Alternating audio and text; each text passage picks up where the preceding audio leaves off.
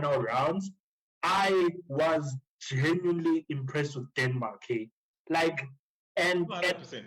even against France, ne, specifically against England, what I realized with Denmark, ne, it's not like individual players that stood out. Although their defender Vestergaard, who's like 6 foot 900, really stood out for me. No, no, that man's a giant.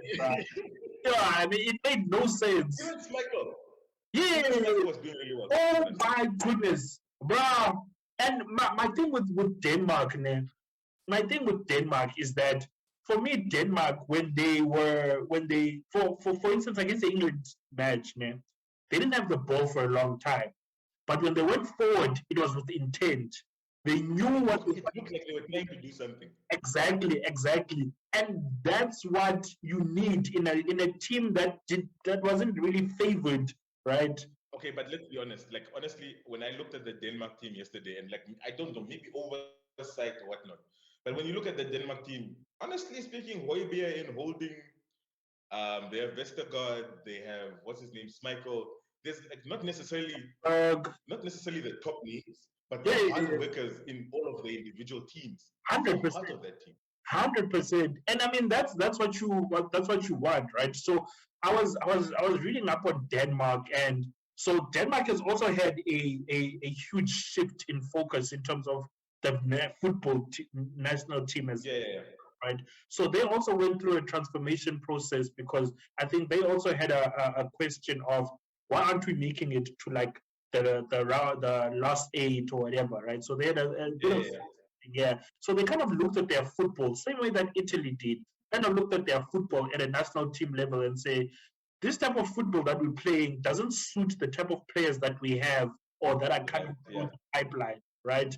And then yeah. they said, okay, cool, let's switch up how we play. Let's play a more attractive brand of football that isn't just about, because look, as much as we might love the Euros, generally international football is not the greatest watch when it comes to like Yeah, friends. yeah, no, 100%. It's Yeah, about the result. exactly. So there's a lot more. There's a lot more balls into the box, a lot more headers and stuff. But if you notice in this tournament, there's been a lot more goals from just football moving around, Open the play, ball moving open play. around, People open actually playing play. football.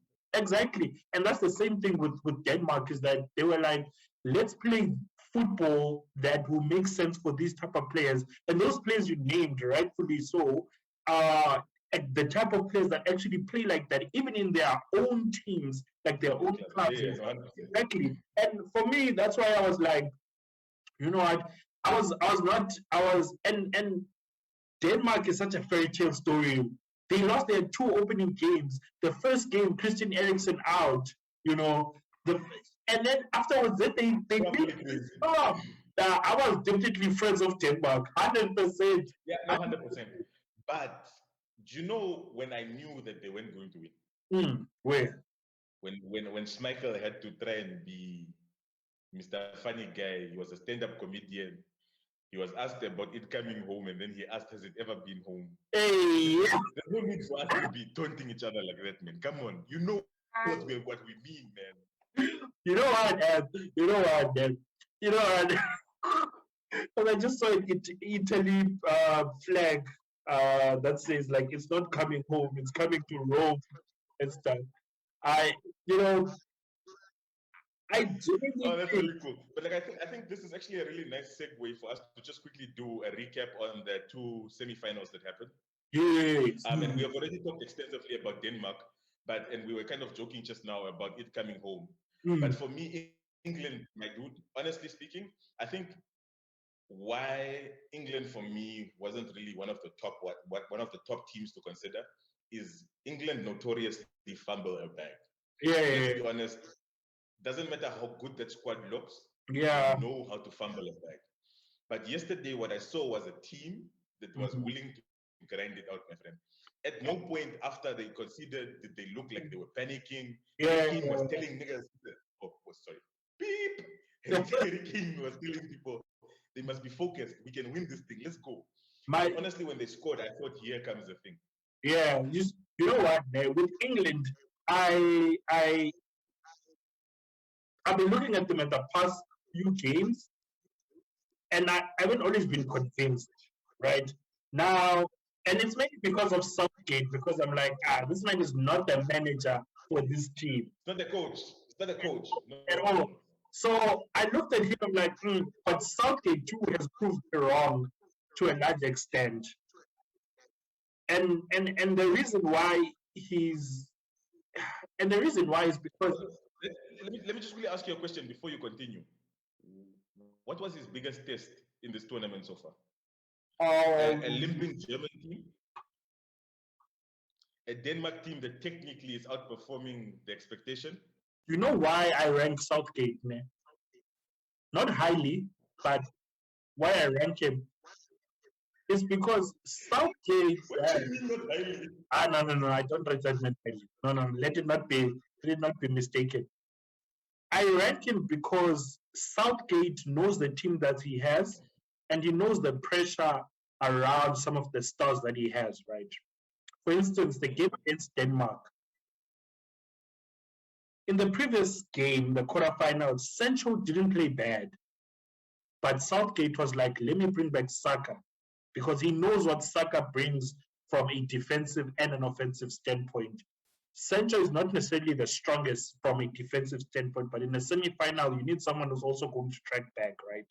He was willing Southgate was willing to take that critique of possibly Saka not working out, but Southgate knew that the trump card is always Grealish, because that happened in the quarterfinals. He takes out Saka, he puts in Grealish because he knows Grealish is almost what the box had, the bomb squad, right? They had the bomb squad. England has Grealish because Grealish comes in and he switches things up. And that's what you need. Just to add a comment on that one, like honestly speaking, I mean, it was one of my points. It's actually really nice that you also picked it up. Is England's bench, I don't think I've ever seen as strong an England squad as I have now. Because I was upset at the fact that he brought on Grealish, because obviously I'm a United fan, absolutely want Rashford to come on and just light the screens up, which I know he can. Yeah. But this English squad right now, right, he has a key for every lock. Yeah. If you need a little nimble, quick, get in there, Foden was on the bench waiting. And Foden was lighting it up the whole season. Isn't that crazy? Foden's on the bench. It's madness. I was literally looking at the bench and wow. I just think England and that you also have to applaud Southgate for, because he could have easily crumbled under the pressure of playing players that the fans yeah. Because a lot of people would be like, why are you starting Mount instead of Grealish, right? Why are you starting Saka instead of Sancho? Sancho had like one of his best seasons in the Bundesliga. 100%. Excuse me. Why not start him? Or starting Rashford, right? He provides a more of an attacking threat. 100%. Then you look at Saka in the past two games. Both goals have literally from his side and from him cutting in and stuff. So look, honestly speaking, I myself have not personally watched enough of Sancho, right, for me to make a call over him or Saka. But I've seen enough of Saka and him pretty much for some games putting Arsenal on his shoulders to know that he can do the job. For Sancho, I generally hear some stuff and then like see clips and stuff. But like Saka, I've definitely seen. Remember the beginning of lockdown when football was like there was no football playing, and then the Bundesliga was the first big league to start back up, and everyone was watching the Bundesliga for a while. That's where I think I appreciated Sancho a bit more, because I saw him in those games and him playing alongside Haaland, and I was like, this is a player. Like there's no hype in terms of how he plays and fast pace and all those kind of things. But now I definitely think Saka offers more from also a defensive standpoint. No, 100%. Before we continue, my player, and I, as much as I hate it because it's a Man United player. Beto Carlos. Dude, before you just talk about Shaw, I just wanted to say Arsenal could never engineer a goal in the Euros like our boys Shaw and Slabhead Maguire. Come on, dude. Slabhead. Yo, Shaw was doing the things, bro. Well, look, Doing the things. Berto, top 3 right now, left backs in the world. I don't see a player at left back that's playing better. And mind you, I hold Kieran Tierney and Andy Robertson high up there. So Berto, No, I understand. oh my Even goodness. the goal that he gave for Kane, Kane's header was like literally one of the easiest things I've ever seen in my life. That ball was put here. Pianissimo. And then lastly, I think the one guy that I also just wanted to touch on before we move on to the Italy, just a quick recap of the Italy game. What do you think worked? Calvin Phillips. Oh my goodness. He deserves to be at a bigger team, but he just came out and said he's not leaving. Can I just quickly tell you, when you talk about Southgate and being a coach, making a call like that, putting in that kid, putting him in such a big game, trusting him. Come on, man. That kid, literally for me, I went, wow. Yeah, no, absolutely amazing. That's a great call from him. I think with Kevin Phillips, because Southgate could have been pressured into starting Henderson. Henderson's 100%. Henderson's like a player that you look at Liverpool and you're like, but this guy's not this guy, Liverpool kind of. pulling them forward. Yeah, exactly. But when you look at Kevin Phillips, first of all, the energy, he doesn't stop running, and that's really what you want. The guy's just trying to get everywhere. That's what you want in your midfielder, especially your box-to-box midfielder.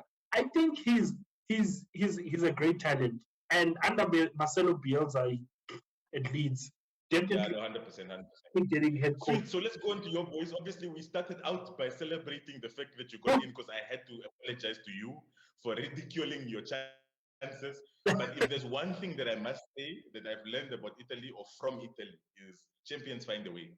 Yeah. They can play the ugliest thing, and then a spark, boom, they've put you to bed. Because as soon as they scored that one goal, let's go home, go to bed. Yeah.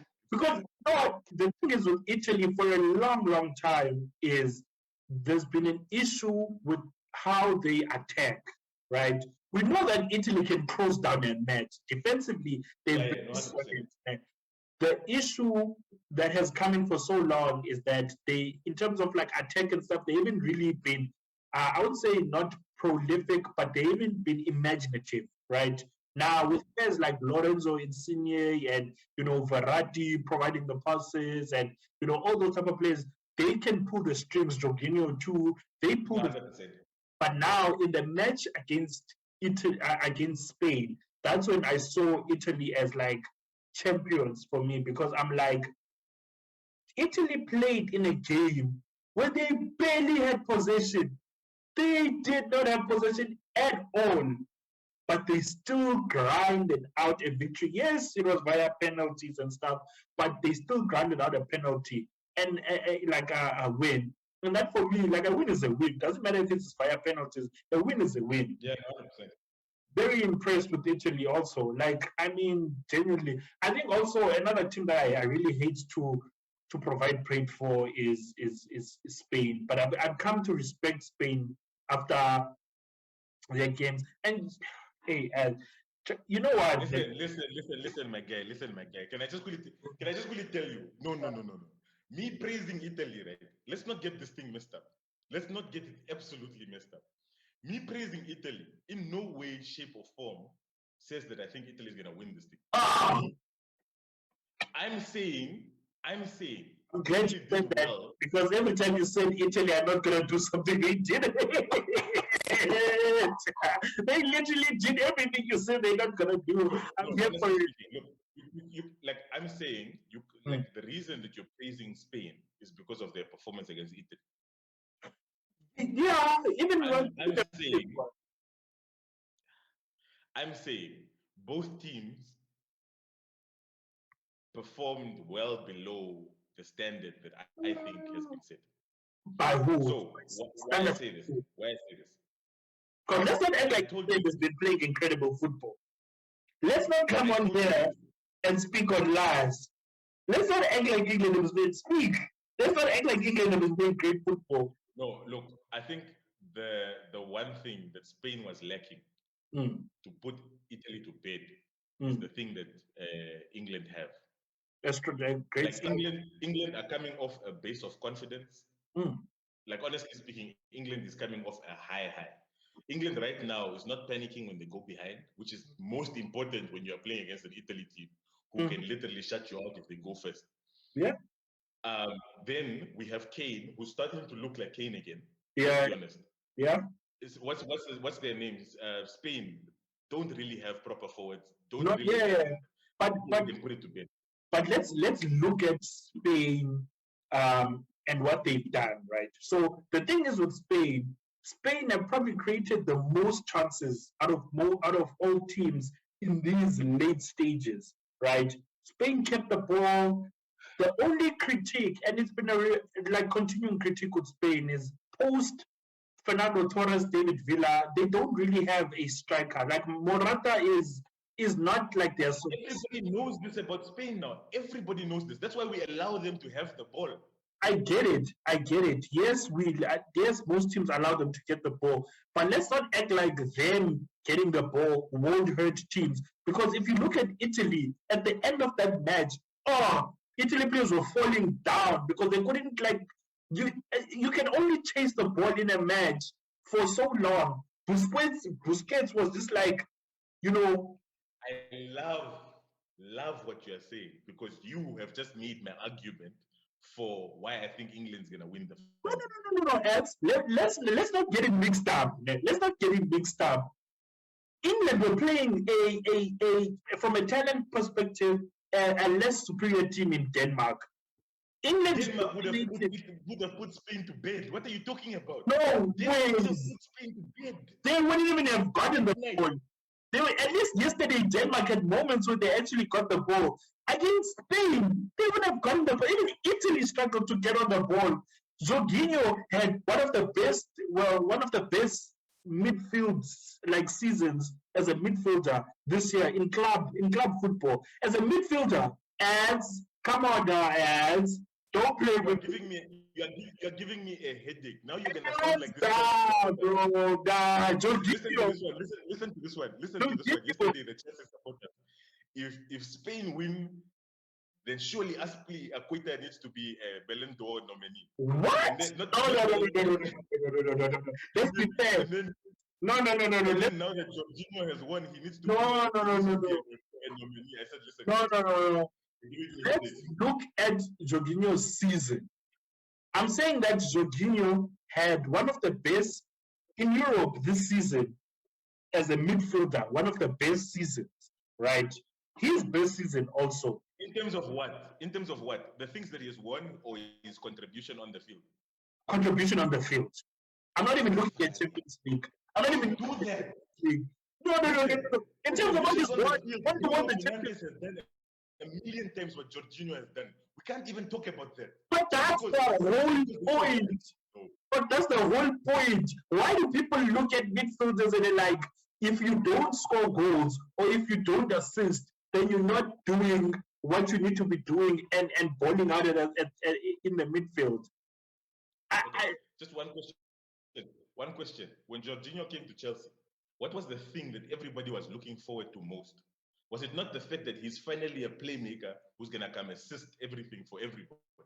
No. But let's not act like players don't change. Let's not one bit act like players don't change. Let's look at literally Andrea Pirlo. All I'm saying is, when you are saying that he's had one of the best seasons as a midfielder in Europe, I'm asking you to tell me on what grounds, what numbers have you seen that made you say that this guy, because I have seen numbers for the best midfielders in Europe. And Jorginho for me. The thing is, right? A lot of people, when you look at midfielders, and for me, I think it was highlighted very much by when Kevin De Bruyne was negotiating his contract with Man City. I know this is a bit of a digression, right? No, I totally understand. Yeah, when he was negotiating with contract with Man City, right, and he was using analytics to show what he was doing, the level of impact that he had off the ball with his movement and his passing and the amount of progressive passes, the amount of forward passes that he was, and the level of link up play, right? That's when I was like, well, it wasn't the first time, but that's when I was like, you literally cannot judge a player by his assist or the amount of times he scores goals. Fine.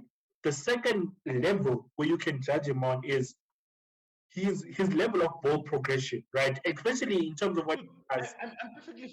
I'm perfectly fine with that. All I'm saying is, right, we can't just say because he's been in teams that have progressed very far, And he's it's one of the and best midfielders. That's sort of why I'm it's asking, what is it that you saw that made you think that he's having one of the best seasons of all midfielders in Europe? That's all I'm asking.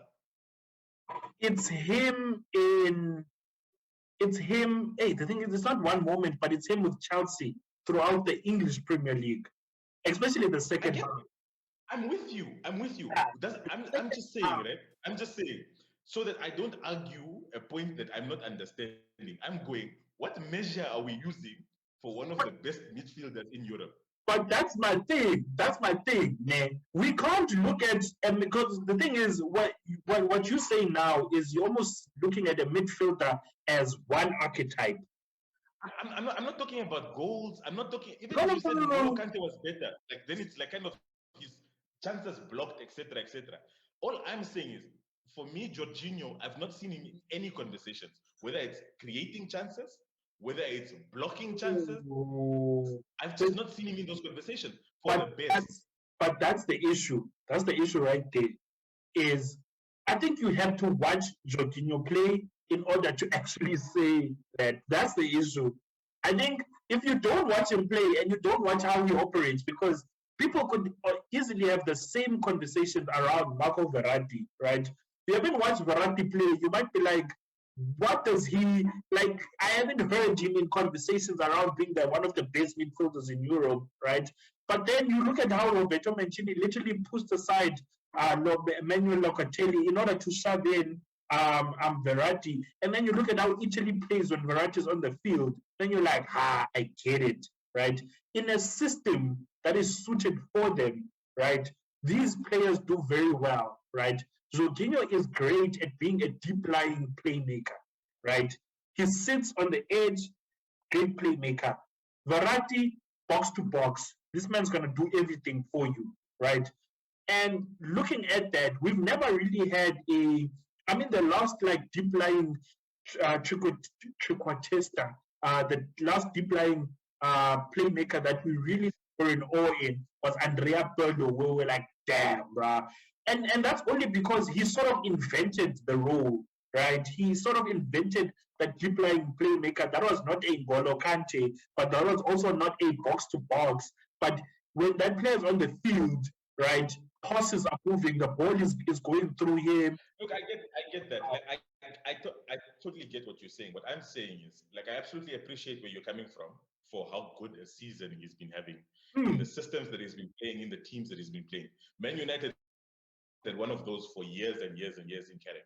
I totally know what you mean, right? Carrick, Barella, please, please, please, please, please, carry on with the other points. Please don't bring up Carrick. You might, you might as well bring up Jared Fletcher at this point. Dude, Carrick, honestly speaking, right? No, honestly speaking, that stop, bro. I generally know when I say things that are gonna trigger you, right? Carrick, But Carrick, surely Carrick, come on, man. Carrick, you're hurting my soul. Okay, you listen. Anyway, no. yeah. It's fine. On this note, listen. I don't know. I will go and put a montage together for you, my brother. I'll put a montage together. We'll watch it together in our next video, just so that I What? just no. Don't argue. Don't argue. Let me just go and put my montage together. Carrick was, in fact, we're not even talking about Carrick right now. It's fine. I think we've talked quite significantly on Denmark. and England. We've talked about Italy. We've even talked about Spain quite more than we should have, because Spain should have been out of this tournament a while back. Let's be Yep, honest. yep. The final. Let's just have a go. You and I absolutely suck at predictions for the most part, but your team is in the final, realistically You know what, Ed? I actually looked at some of the predictions we had. Some of them were like they were bad, like off the mark. But some we got speaking. really right. On point. Yeah, on point, on point. So if anyone had The one that I knew, yeah, the one that I knew was how England was gonna beat Germany. yeah. Now Germany was really Not even the score, just the way that game unfolded. Yeah. Honestly speaking, I know Germany needs to go back to the drawing board. But the final, my guy, the final. We don't say anymore. Predictions. Italy. Predictions. Italy 2-1. Italy. No, look. Wow. There's no doubt that you were gonna say Italy, and there's no doubt that I'm gonna say England. I'm asking you for a score. No, 2-1. I said the score. And how does it play out in your mind? In my mind, you guys sit back the whole time and hit England 2 counter attacks, or no. Look at how Italy has played throughout the tournament. Don't look at how Italy played against Spain, right? Against Spain, a few teams can keep the ball or get to the ball against Spain. Against other teams, Italy was dominating position. Literally, stats-wise, they were dominating position, right? So I think it's going to be a tough game in terms of, it's going to be counterpunch type of situation. In my mind, whoever scores first shouldn't be too happy, right? And I think based off of momentum and all those kind of things, I think England might score first, right? And that's based just off of the talent they've got, right? But I think Italy will come in. Italy will pull up, and then the enigma that is Ciro Immobile might score. I know Lorenzo Insigne will score. Ciro Immobile might score. He's an enigma. I don't know where you keep telling me about Immobile. We started this channel talking about Immobile. Yeah. Now we are talking about yes. Can you guys put in the comment section below? Just let us know what you guys think about Immobile. What do you guys think about this guy's ridiculous predictions about Italy winning the whole thing? They've done really well. So take my hat off. My thing is, you've been proved wrong at every turn by Italy.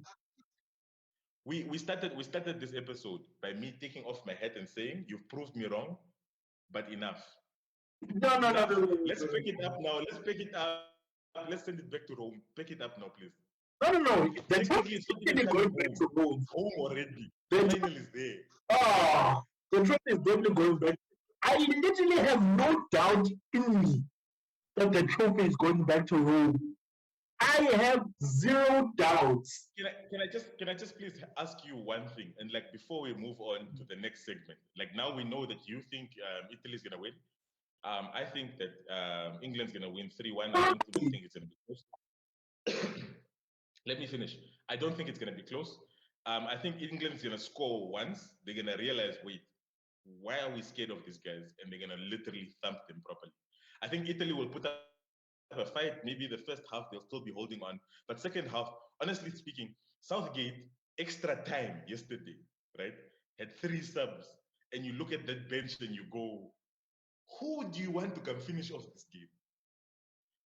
Italy, I don't see it. I see Italy's starting lineup, right? But as soon as those guys start running around with Sterling for a little bit, start running around with Saka for a little bit, and I do think he'll start Saka this game also. I don't think that he's going to start. Yeah. I think he will start Saka for the work rate that he has again. And I really think that we'll win 3-1. I think it might go 2-1. So England to score 2 goals, and Italy to score 1, and then England to finish it off. In fact, people must before extra time. Who they think is gonna win that Euro final. Because I don't please let us know in the comment section, guys. It's really important so that we have these things on record, so that when I can make a mockery of Zuko on the next call, I'm literally gonna come here. Yo, dude, did you see that 3 lions picture? Please. The one that was shared in the group. No, the timer with the 3 lions, man. What? What?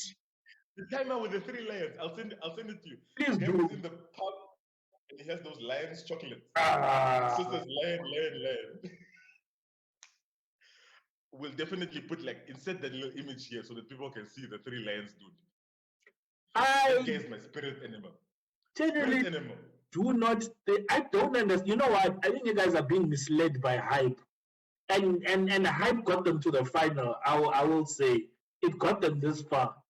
Not to say they've been playing horrible. Well, they have been playing horrible football, but generally it got them. They've got this far via talent and hype. And I mean, after that last game, hype. They Zuko, don't do England's that, man. Don't do England's that. media. I started off this podcast by putting my biases aside, taking off my hat and dabbing you and kind of going, my brother, you had the right predictions. Now you're gonna come and do this as if we don't know England has been running riot. No, Okay. running riot. Right. They've literally been winning 1-0, 1-0 for the entire tournament. They only started to score goals in the quarterfinals. Come on now.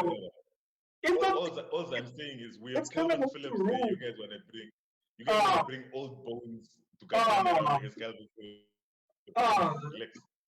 Forza Italia. That's what I'm saying. No, honestly, I think it's gonna be really exciting. I'm really looking forward to this one. I can't wait to message you. I'll try and be as humble as possible. But I will really try and be humble. But Humble let's as possible. see. I'll try and not rub it in. You know what else?